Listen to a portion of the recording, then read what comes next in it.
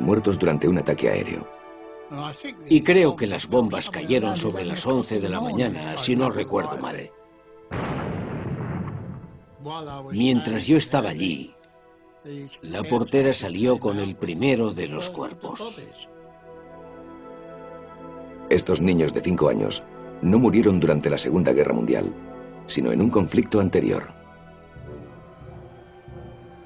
En 1915, los cepelines alemanes sobrevolaron Gran Bretaña y por primera vez iniciaron una campaña de bombardeos aéreos contra la población civil.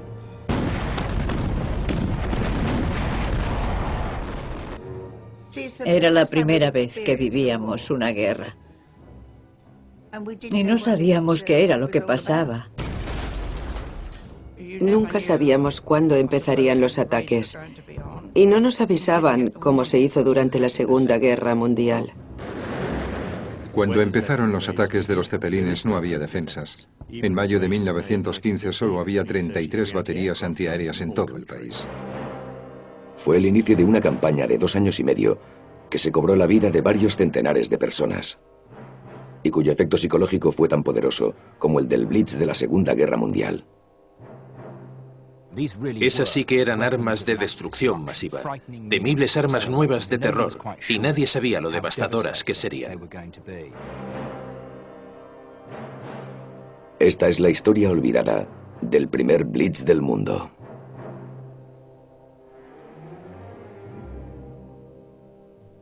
El primer Blitz.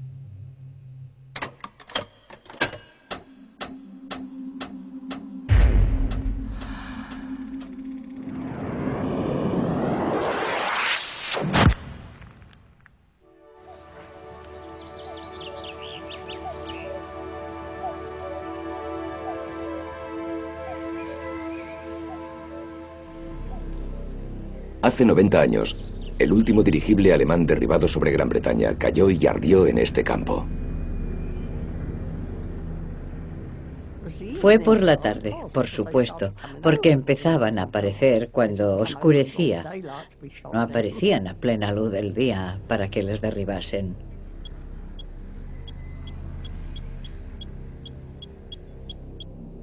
Mi madre dijo: «Ven a mirar, hay un cepelín sobre la casa». Un montón de ellos se acercaban esos días, pero no pasaban sobre nuestra casa. Así que cuando uno se acercó tanto, me dijo: «Ven a mirar».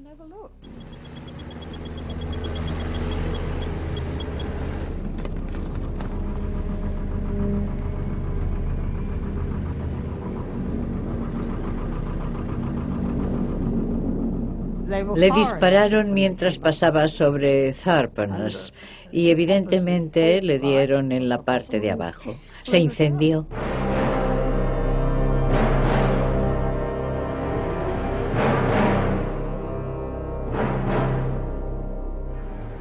Por supuesto, sabíamos que caería en algún sitio y al día siguiente descubrimos que había caído en Ciberton y fuimos hacia allí. Phyllis Reese, de 95 años, tenía solo 6 cuando en 1917 fue testigo de la destrucción del L-48, un cepelín alemán que volvía a casa tras un bombardeo sobre Gran Bretaña.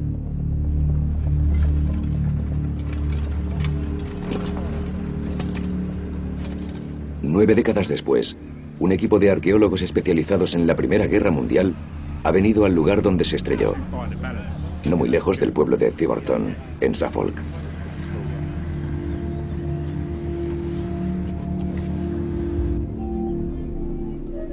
Es la primera vez que se excava arqueológicamente el lugar de la caída de un cepelín en Gran Bretaña. Hemos usado detectores de metales para establecer dónde fue el impacto. Y ahí es donde estamos trabajando, por aquí. Hemos usado los detectores de metales para saber dónde hay más concentración de pequeños escombros metálicos del cepelín derribado. Una noche de junio de 1917, 3 cazas británicos atacaron al L-48, prendiendo fuego al inflamable hidrógeno del cepelín y derribando al dirigible.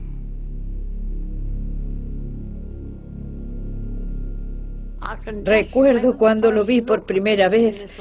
Esa cosa enorme parecía llenar todo el campo.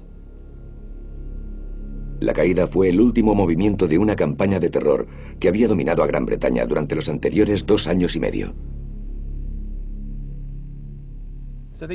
¿Estas fotos las tomaron los reales cuerpos aéreos en 1917? Sí.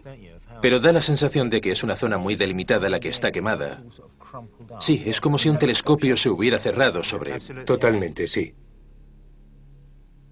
Fue muy impresionante ver todo eso calcinado. Todavía tenía forma de cepelín. Era una cosa enorme y estaba totalmente quemada. Y sabíamos que quien quiera que hubiese debajo ya no seguiría vivo. ¿Y estas personas que hay aquí? ¿Quiénes eran? Eran civiles que se acercaron a curiosear y el cordón de soldados evitó que la gente se llevase cosas o pedazos. Sabemos que había una operación oficial masiva después de derribar a un Zeppelin. Las autoridades se llevaban la mayoría de los escombros y las cosas que quedaban se las llevaban los que querían algún recuerdo. 90 años después, en el lugar donde cayó el Zeppelin, solo quedan pruebas fragmentadas. Estos son algunos de los objetos más interesantes que se han recuperado en esta excavación. Tenemos una aleación de aluminio en buenas condiciones, probablemente de la góndola. Está en buenas condiciones para estar en una tierra tan ácida. Tenemos un fragmento de la estructura geodética de la estructura general del Zeppelin. También muestra un poco de corrosión, pero está en buenas condiciones para tener 89 años. Este ejemplo es el gemelo de un oficial que muestra el ancla, la corona imperial y la cuerda, con la palabra extrafino, que es un sello normal en todos los transportes y los botones militares alemanes. Y también se puede ver que aquí detrás hay pruebas de que estuvo sometido a un calor extremo. Finalmente, quizá una de las cosas más interesantes que he visto, una bala británica 303. Es muy difícil identificar una fecha con este tipo de proyectiles redondos, pero creo que debido a la situación y a dónde se recogió, a la profundidad que lo encontró el detector de metales, estoy dispuesto a afirmar que es una de las balas que derribó al L-48. El L-48 era enorme. Con más de 180 metros de largo, era más grande que cualquier otro vehículo de batalla de la época. Para los alemanes, la pérdida del L-48 significó el final de una era que había empezado casi 2 décadas antes.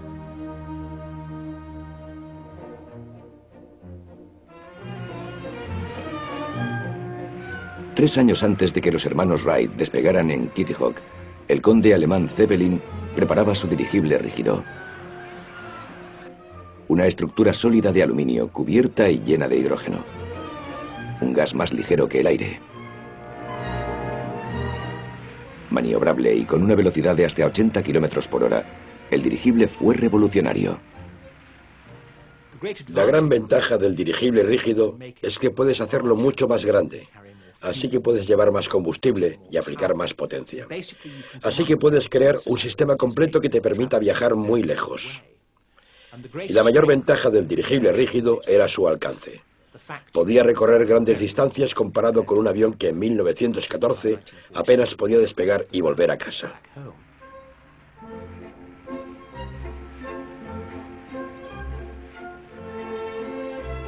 Un nuevo y glamuroso medio de transporte. En 1914, los Zeppelines, que era el nombre que les habían dado, habían volado más de 160.000 kilómetros y habían transportado a 37.000 pasajeros civiles sin ningún problema.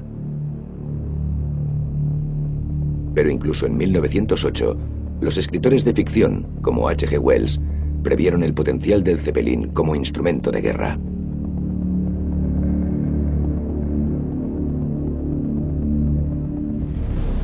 Y no pasó mucho tiempo antes de que el ejército alemán se interesara por los Zeppelines. La Marina alemana vio rápidamente las ventajas del dirigible como plataforma de reconocimiento de largo alcance. Y como la única manera de asegurarse esa visión desde el cielo, que evitaría que su flota, numéricamente inferior, se viese atrapada por los británicos.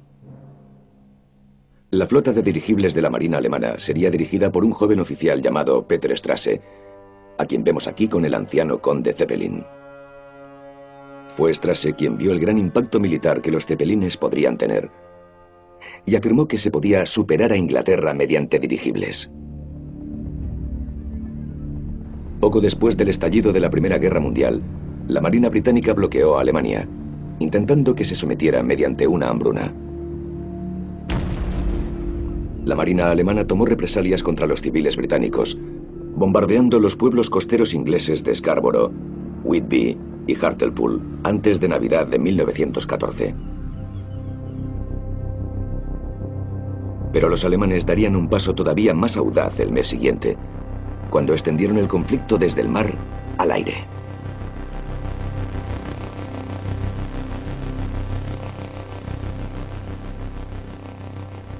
El 19 de enero de 1915, dos dirigibles, el L-3 y el L-4, se acercaron a la costa oriental de Inglaterra. Mientras el L-4 se dirigía hacia el norte, el L-3 voló hacia el sur, hacia el pueblo costero de Great Yarmouth. El L-3 soltó un racimo de bombas. Está aquí. En el cementerio de Kitchener Road, en Great Yarmouth, Joan Roberts y su hijo Christopher visitan la tumba del tío abuelo de Joan, Sam. Ahí está. La familia no sabía nada de la existencia de la tumba, hasta que un historiador local la descubrió recientemente. Es un poco diferente, ¿verdad? Sí. Samuel Alfred Smith, asesinado por una bomba de un Zeppelin, el 19 de enero de 1915, a la edad de 53 años. Esa noche, Sam Smith se convirtió en el primer civil británico de la historia en perder la vida en un bombardeo aéreo. Mi tío bisabuelo.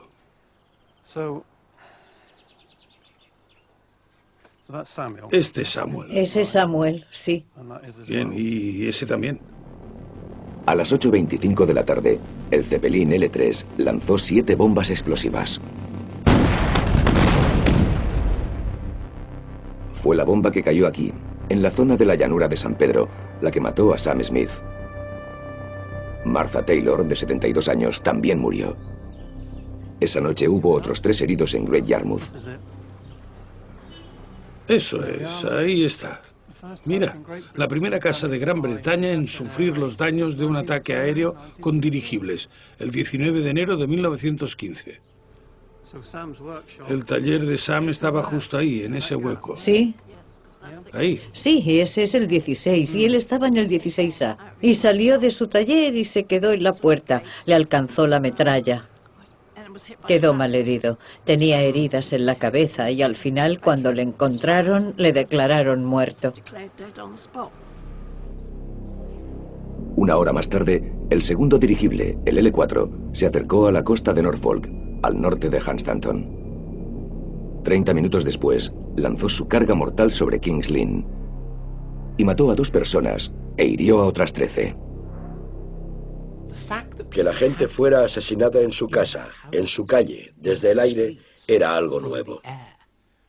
Los escritores de ciencia ficción, como H.G. Wells, habían escrito sobre ello, pero de repente ocurría. Era el horror de la guerra moderna, y fue una gran sorpresa. Los primeros 2 ataques sobre Great Yarmouth y King's Lynn demostraron lo mal preparada que estaba Gran Bretaña para una guerra aérea. Cuando empezaron los ataques de Zeppelines, la mayoría de sus objetivos estaban bien iluminados. Nadie había pensado en tomar precauciones contra los ataques aéreos, en cómo enfrentarse a esa amenaza. No fue hasta el verano de 1916 que se ordenó un apagón general en Londres que paralizaba la ciudad por la noche. La idea de la ofensiva alemana contra Gran Bretaña, tanto por tierra como por aire, era demostrar que el centro del Imperio Británico era vulnerable. De hecho, Winston Churchill, el primer Lord del Almirantazgo británico, había anticipado la amenaza que suponían los Zeppelines en 1910. Apenas un mes después del estallido de la Primera Guerra Mundial, Churchill autorizó los bombardeos de los hangares de dirigibles alemanes. Un acontecimiento que ocuparía las portadas de los periódicos. Lo que hacían era llevar las bombas en la cabina y lanzarlas por un lado cuando llegaban a su objetivo. El exitoso aunque primitivo bombardeo del Zeppelin se apoderó de la imaginación de la prensa británica. 3 semanas después, otro piloto británico, el teniente de vuelo Reggie Marrix, llegó un paso más allá. Destruyó un dirigible en tierra. Que pudiera subirte a un avión de esa época, volar 240 kilómetros y lanzar una bomba sobre un objetivo estratégico fue un paso importante en la mentalidad de la época. En nuestra época le llamaríamos ataque preventivo. Y a pesar del éxito de los ataques preventivos, la guerra en el frente occidental era el foco principal. Y los líderes militares y la mayoría de los aviones se enviaron allí para apoyar a las tropas en tierra. Durante la primavera de 1915, los zeppelines alemanes continuaron atacando Gran Bretaña Oriental, con una intensidad cada vez mayor y un aumento en el número de bajas.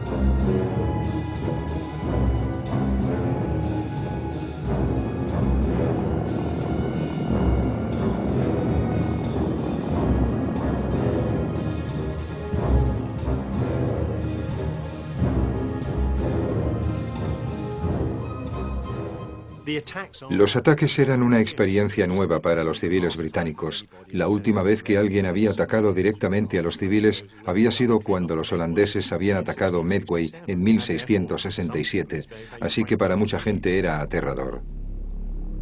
Los zeppelines atacaban con impunidad y, por desgracia para sus víctimas, sin dar ningún aviso.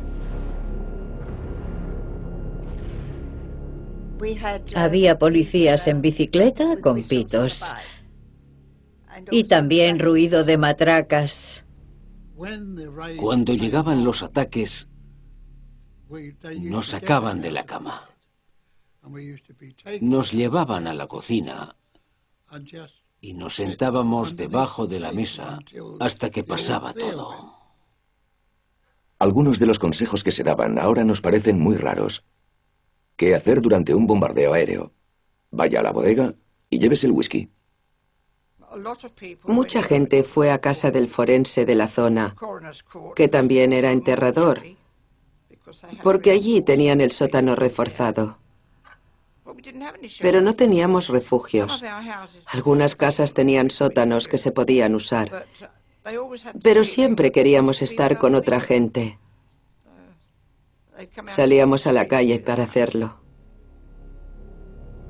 Mientras aumentaba el número de bajas civiles, los periódicos, indignados, publicaban fotografías de las mujeres y los niños inocentes que habían muerto. El público, enfadado y asustado, empezó a rebelarse contra la gente que debía protegerles. Cuando bombardearon Hull, los soldados del ejército recibieron una paliza en las calles del pueblo porque no había habido una defensa adecuada.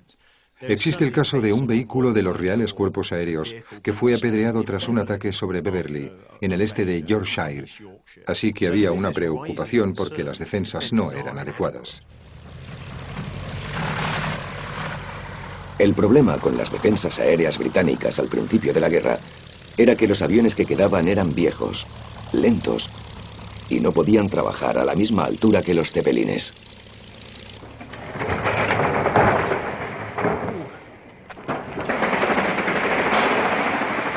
La colección Shuttleworth tiene la mayor cantidad del mundo de aviones británicos de la Primera Guerra Mundial. En 1914, la defensa aérea se dividía entre los Reales Cuerpos Aéreos y el Real Servicio Naval Aéreo. Cuando miramos un Zeppelin vemos algo muy grande. Tiene 180 metros de largo y 18 metros de ancho, así que pensamos que sería relativamente fácil de derribar. Pero creo que era exactamente lo contrario. Es intrigante, ¿verdad? Alambre, madera y tela.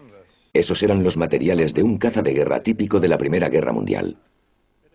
Lo que debemos recordar sobre el estado de las fuerzas aéreas al principio de la Primera Guerra Mundial en 1914 es que los aviones solo tenían 11 años, así que todo estaba muy verde.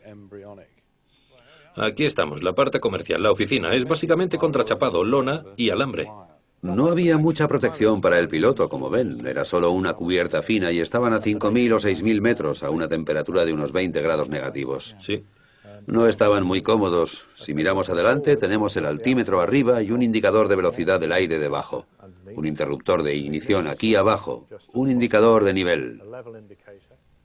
La organización en tierra era prácticamente inexistente. Se formaban escuadrones con diferentes tipos de aviones en lugar de clasificarlos. Había pilotos que se entrenaban ellos mismos o se pagaban sus propios entrenamientos. Si la vida de los pilotos era difícil en tierra, en el aire era aún peor. Era un ambiente muy básico. Estaban expuestos a los elementos, así que a su alrededor soplaba un viento de entre 140 a 190 kilómetros por hora, y en cuanto cogían altura, la temperatura podía bajar hasta 2 grados cada 300 metros. Así que a 5.000 o 6.000 metros la temperatura estaba entre 15 y 20 grados bajo cero. Además, la altitud lleva implícita la falta de oxígeno, lo que reduce la potencia del motor. La falta de oxígeno también reducía la función motora del piloto, así que no podían pensar con claridad. Con unas defensas aéreas prácticamente nulas, los ataques de los cepelines continuaron. La cifra de muertos aumentó, y Londres se convirtió en el principal objetivo por primera vez. La noche del 8 de septiembre de 1915, un solo cepelín, el L-13, cruzó el canal hasta la costa oriental inglesa y se dirigió directamente hacia la capital. El L-13 estaba dirigido por Heinrich Mathy, de 32 años, uno de los capitanes de Zeppelin con más experiencia y más audaces. Mathy, un navegante experto, era un personaje infame a causa del impacto de sus anteriores ataques. Incluso había fanfarroneado ante un periodista diciendo que bombardearía Londres 3 veces seguidas o moriría en el intento. Sobre las 11 de la noche, Mathy lanzó sus primeras bombas sobre Golders Green, al norte de Londres, antes de bajar hacia el centro de la ciudad. David Warren es guía turístico y lleva a los grupos por la ruta del ataque de septiembre de Mathy. Una de las partes más importantes de la visita es el pasaje de Lamb's Conduit en Holborn. El dirigible L-30 pasó por encima de donde estamos nosotros y lanzó una bomba de 50 kilos que golpeó una lámpara que mató a Henry Coombs, un empleado de la Compañía de la Luz. Cayó sobre el pub Dolphin y detuvo el reloj a las 10:40, reloj que ha seguido así hasta hoy. La explosión abrasó el pasaje Lamb's Conduit, causó daños en los números 7 y 10 e incendió esos 2 edificios. Mathy continuó lanzando bombas y acercándose a su objetivo principal, los almacenes textiles de Bartholomew Close, en la ciudad de Londres. A bordo del L-13 iba la mayor bomba utilizada en los ataques con cepelines.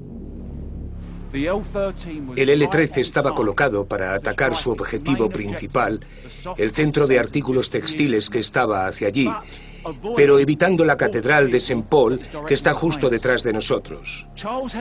Charles Henley, que era bombero de guardia en la zona en ese momento, oyó un ruido extraño a lo lejos, como el zumbido de un motor, y de repente hubo un ruido espantoso.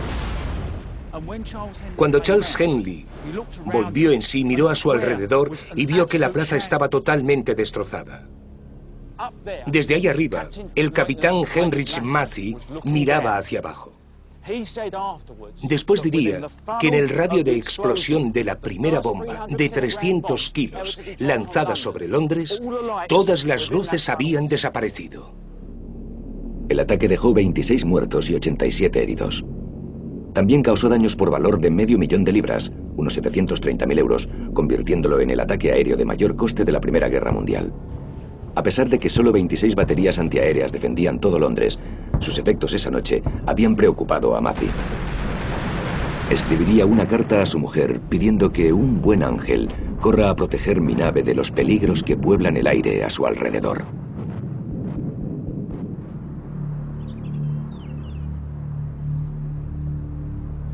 La colina de Monkham's Hall, al noreste de Londres, es una posición de ventaja sobre la ciudad.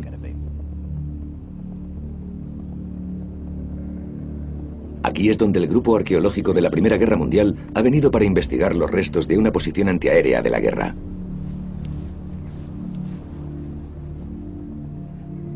Esta plataforma fue una de las posiciones defensivas construida en un anillo de acero alrededor de Londres. Fue el primer intento de defender la ciudad de un ataque aéreo. Esta fue la primera guerra aérea que se libró. Así que este es el primer sistema de defensa aéreo construido. ¿De dónde salieron las armas? ¿Son armas hechas especialmente como armas antiaéreas? ¿O eran armas que se adaptaron de la Marina o algo así? No sé la respuesta a esa pregunta. No, parece ser que no. Todo fue una improvisación. Se hacían ajustes después de las pruebas, y parece que estas armas rápidas de 76 milímetros eran una adaptación de una pieza de artillería corriente. Podían disparar hasta 5.400 metros de altura. Quizá eso fuera en condiciones óptimas. Normalmente no debían llegar a ese rendimiento, pero parece que alguna vez sí consiguieron llegar tan lejos. ¿Y si disparaban verticalmente, no corrían el riesgo de que las balas cayeran sobre ellos? Los documentos sugieren que hubo bastantes bajas, bastantes muertos, bastantes heridos, por los fragmentos de los proyectiles antiaéreos británicos que explotaban en el cielo y caían.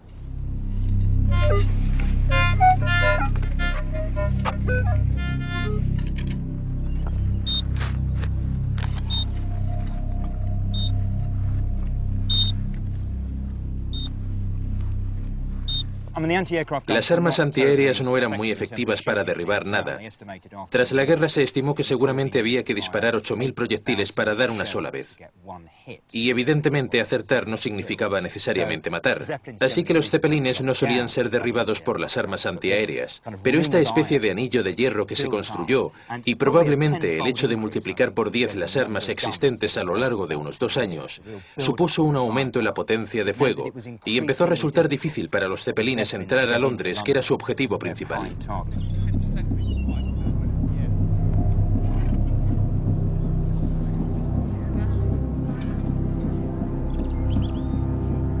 «90 años después, los detectores de metales siguen encontrando aterradores recuerdos de esa guerra. Esta vez, un proyectil antiaéreo sin explotar. Las excavaciones tendrán que detenerse mientras los artificieros sacan el proyectil.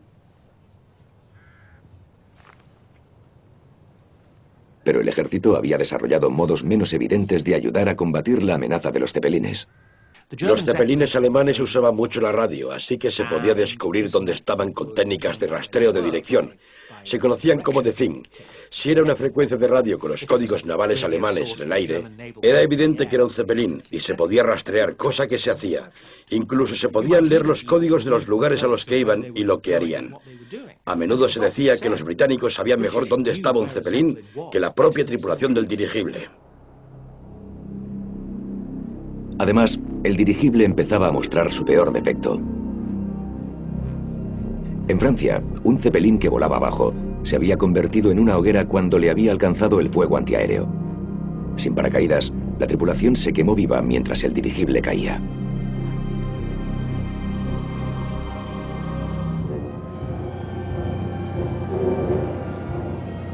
A pesar de estos peligros, en 1916 el número de ataques sobre Inglaterra había aumentado significativamente.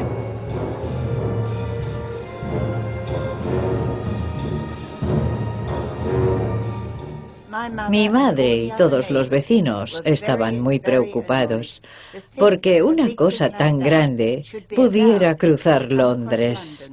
En cuanto a la indignación pública, empezaron a haber disturbios contra los alemanes en el East End. Por ejemplo, hubo unos disturbios en Stoke Newington. Hay historias sobre pastores alemanes apedreados en las calles y ese tipo de cosas. Cualquiera que tuviera un apellido alemán corría el riesgo de convertirse en un objetivo. Los dueños de las tiendas eran los objetivos. Los persiguieron tan rápido como pudieron. Y por supuesto, eso supuso un cambio, porque evitábamos sus tiendas. Los alemanes quisieron valorar el impacto de sus ataques, interrogando a los soldados británicos capturados. Los oficiales británicos capturados decían que no tenían ningún valor militar, que no atacaban objetivos militares, que eran inútiles, una pérdida de tiempo. Pero lo interesante es que los soldados rasos interrogados por los alemanes decían que sus madres, sus mujeres, sus hermanas o quien fuera, les habían dicho que esos ataques tenían un gran impacto sobre la moral del país.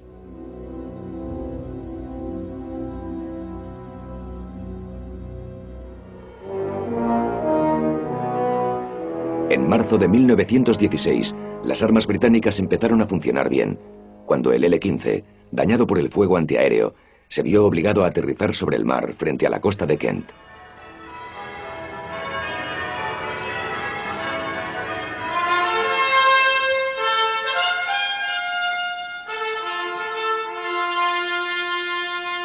Pero fueron los aviones de los recién creados escuadrones de defensa los que tuvieron el mayor impacto sobre la batalla británica contra los cepelines. En verano de 2006, el estandarte del 39º Escuadrón de la RAF se entregó en Clement Danes, la iglesia de las Reales Fuerzas Aéreas en la calle Strand de Londres. El escuadrón se había disuelto tras 90 años de servicio. Formado en mayo de 1916 como uno de los 4 escuadrones de defensa, su propósito era defender Londres de la amenaza de los cepelines. Tendría un dramático impacto sobre la guerra aérea en Gran Bretaña. Uno de sus primeros pilotos obtuvo la Cruz de la Victoria por sus acciones contra los cepelines. El teniente William Lee Robinson se convirtió en un héroe de la noche a la mañana, cuando el 3 de septiembre de 1916 derribó el primer dirigible alemán sobre suelo británico. Lee Robinson voló cerca del dirigible y disparó varias balas a los globos llenos de hidrógeno. Como muestran estas fotos de la época, hizo caer en picado al SL-11, lo que mató a toda su tripulación.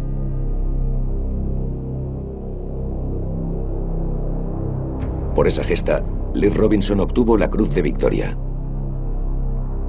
Pero el verdadero alcance fue tecnológico. Utilizó balas incendiarias acabadas de inventar, que ardían cuando se disparaban, prendiendo el hidrógeno del dirigible, muy inflamable. El final del verano de 1916 debía haber sido el momento álgido de la ofensiva de los cepelines. Llevaron a cabo algunos ataques masivos, en una ocasión con 16 dirigibles.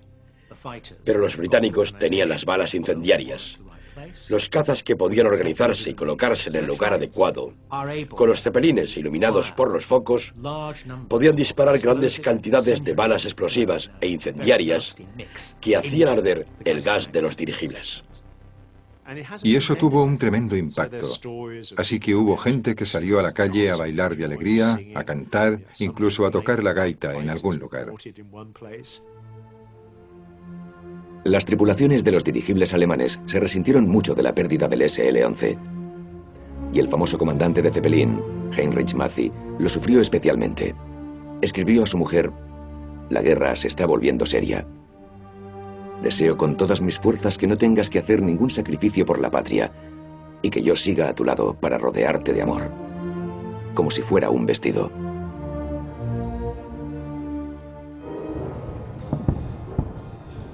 La noche del 24 de septiembre de 1916, Alemania lanzó un ataque con 12 cepelines contra Gran Bretaña, dirigido por Heinrich Mathy, en el L-31. Los dirigibles fueron recibidos por la dura resistencia de las defensas británicas.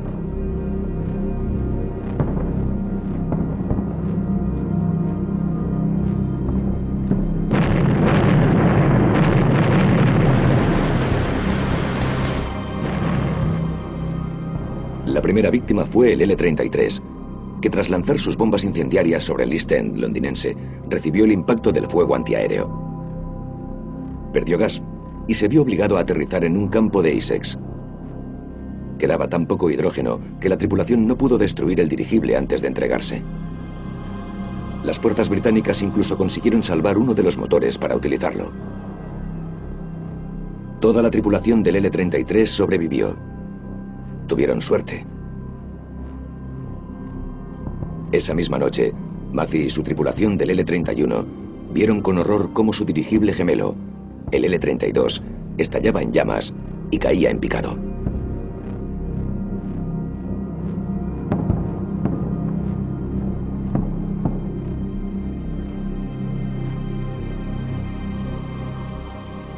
El L-32 había sido alcanzado por las nuevas balas incendiarias y cayó aquí, en Great Barstead, en Essex. Debido a las restricciones de peso, las tripulaciones de los cepelines no podían llevar paracaídas. Toda la tripulación murió al caer. El piloto que había derribado el dirigible era el teniente Frederick Sowery, también del 39º Escuadrón, aquí en compañía del ganador de la Cruz de Victoria, Lev Robinson.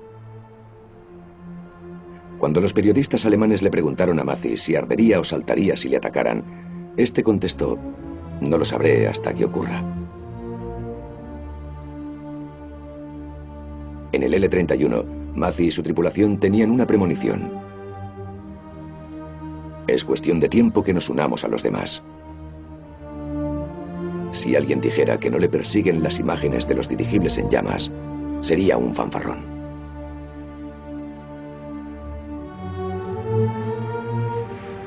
Solo faltaba una semana para que sus peores miedos se hicieran realidad.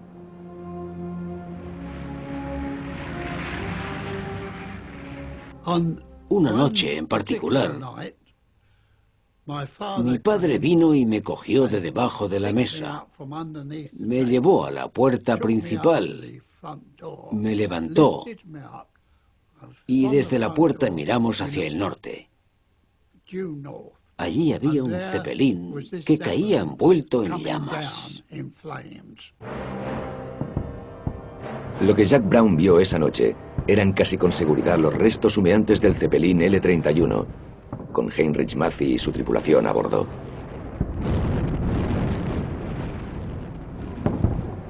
El L-31 cayó hecho una bola de fuego aquí, en Potters Bar, en Hertfordshire. Mathy y toda la tripulación murieron.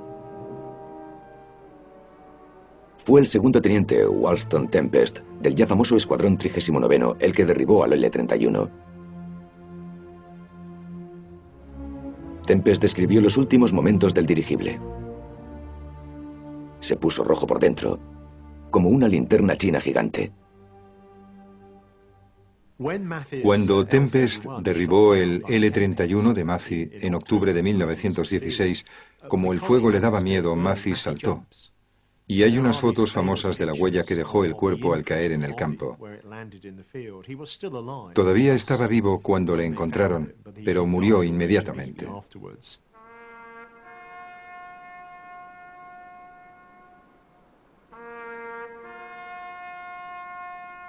En el funeral de la tripulación del L-31 en Potters Bar, Hertfordshire, sonó el toque de retreta. El ataúd del comandante del Zeppelin llevaba una simple inscripción: Comandante Mathy, muerto en acto de servicio el 1 de octubre de 1916.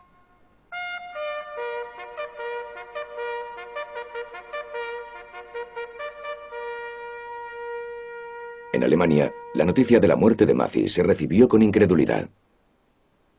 Como escribió un oficial, con él se fueron la vida y el alma de nuestro servicio de dirigibles. Que los británicos consiguieran derribar al hombre que tanto los alemanes como los británicos suelen considerar el as de ases entre los comandantes de Zeppelin fue muy significativo. Y eso, sumado a todos los acontecimientos del mes anterior, supuso el final de la amenaza de los Zeppelines. Pero el jefe del servicio naval aéreo, Peter Strasse, no iba a rendirse. Ordenó una nueva flota de supercepelines que llegaran a grandes alturas. La ventaja original de los cepelines había sido su capacidad de operar a mayor altura. Cuando los aviones británicos llegaron a esa altura, los dirigibles se convirtieron en blancos fáciles. Para recuperar su ventaja, los cepelines debían volar aún más alto. En 1917 se entregó el primero de estos cepelines de altura y los alemanes intentaron aprovecharlo. Por desgracia, al volar alto hay problemas de oxígeno. Así que las tripulaciones se intoxicaron y se volvieron todos un poco locos por efecto de la falta de oxígeno. Se congelaban porque no había ningún sistema de calefacción. A menudo los objetivos no se veían, así que era imposible alcanzarlos. Podrían haberse quedado ahí arriba para siempre, y cuando bajaban y se acercaban a su base, o cuando se perdían porque volaban muy alto, tenían que bajar y se volvían vulnerables. Acabó siendo un problema. Estos nuevos dirigibles eran tan vulnerables que el L-48 que cayó en Theberton, Suffolk, fue derribado durante su primer bombardeo sobre Inglaterra. Creo que esperábamos que no hubiese ningún superviviente. Creo que sentíamos que habían venido a bombardearnos y si les podíamos coger nosotros antes, estábamos muy contentos. Así nos tomábamos la guerra. No queríamos que pasaran por encima, nos tirasen de todo y se saliesen con la suya. Pero incluso mientras los aliados brindaban por sus victorias sobre los dirigibles derribados, los alemanes estaban a punto de lanzar su nueva arma de terror, el bombardero. Y el Goethe fue el primer bombardero con bastante alcance para llegar a Inglaterra. El primer ataque con aviones fue en mayo de 1917. Fue en Folkestone y hubo una gran indignación pública. Una de las mayores sorpresas para los británicos fue que los aviones llegaban a plena luz del día, así que podían ver sus objetivos mucho mejor y causar muchos más daños que el Zeppelin. El primer ataque con bombarderos durante el día sobre Londres fue el 13 de junio de 1917. Y creo que las bombas cayeron sobre las 11 de la mañana, si no recuerdo mal. Jack Brown tenía 6 años en ese momento y estaba en la escuela, en Poplar, en el East End londinense. Nuestro maestro dijo: vamos a hacer un simulacro de ataque aéreo. Consistía en sacar el ala del pupitre y colocarnos debajo. Lo hicimos. Y en cuanto nos habíamos colocado allí, estallaron los cristales. Todo cayó y había humo y toda clase de cosas por todas partes. Una sola bomba cayó sobre el tejado y atravesó 2 pisos antes de estallar en la clase contigua a la de Jack. Lo recuerdo todo en silencio. No recuerdo ninguna explosión. No sé si es que me aturdió o qué ocurrió. Incluso cuando recuerdo los cristales que caían y se rompían por todas partes, sigo sin relacionarlo con ningún sonido. Recuerdo que no había pánico, no había miedo, porque todo era nuevo. Y había sido tan repentino que todos los niños estábamos desconcertados y asombrados. Salimos al patio. Mientras yo estaba allí, la portera salió con el primero de los cuerpos. En total, 18 niños de la escuela murieron en el ataque. Otros 37 resultaron heridos. Después, cuando llegué a casa, mi madre se acercó por la calle corriendo con un zapato puesto y el otro en la mano. Siempre la recuerdo así, corriendo. Y bueno, no sé, se detuvo y me miró. Y no recuerdo lo que ocurrió después.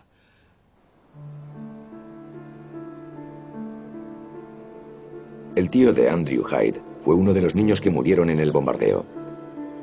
George Hyde, de 5 años de edad, está enterrado junto con los demás niños en una fosa común no muy lejos de la escuela.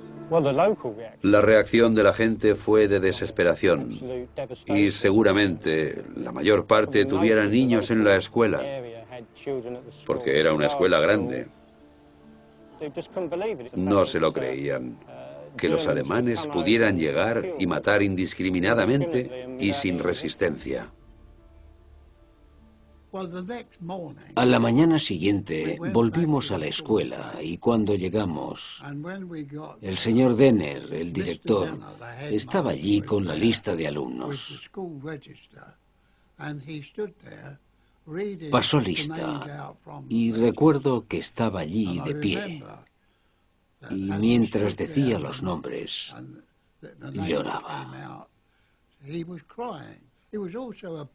Era un hombre corpulento, así que me impresionó mucho que un hombre de su estatura y de su importancia en mi vida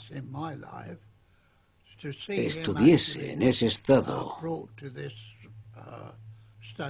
Fue un gran golpe.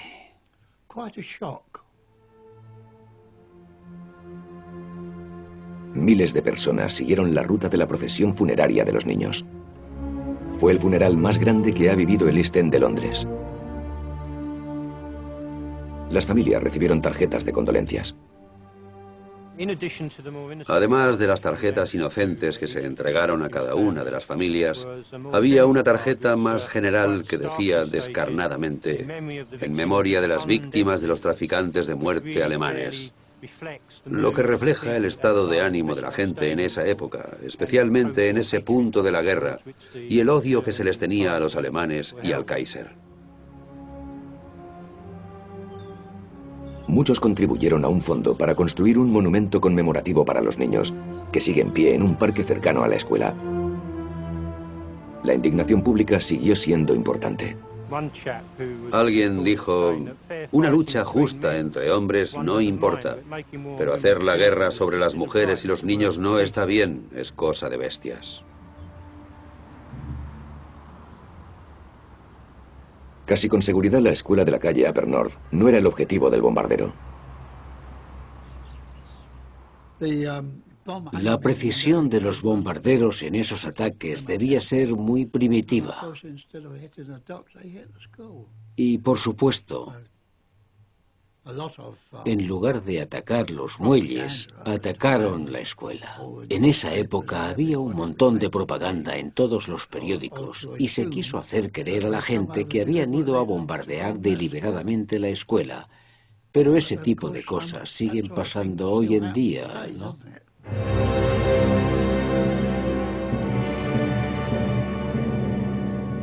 Comparado con la carnicería del frente occidental, el número de bajas del primer Blitz fue mínimo.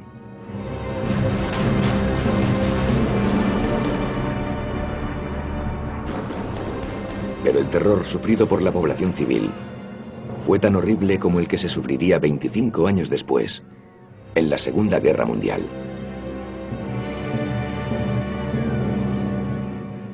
Primero los Zeppelines y después los Goethe serían el plan de las siguientes campañas de bombardeos en las que los civiles se convertirían en objetivos integrales de guerra.